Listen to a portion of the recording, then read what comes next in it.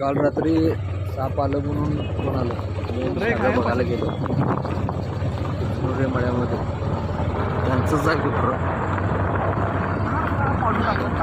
रस्ता लय रस्ता आठवत होता बघतो तर काय तिथं गुरु पण आला होता एक एक विट काढून साप बॅटरीच्या ह्याच्यात बारीक ह्याच्यात सापडलं होतं नाग साप होतं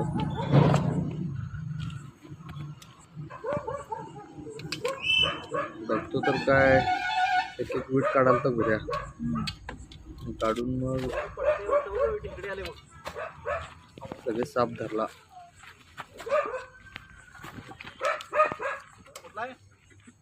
साप रागात होतो भरपूर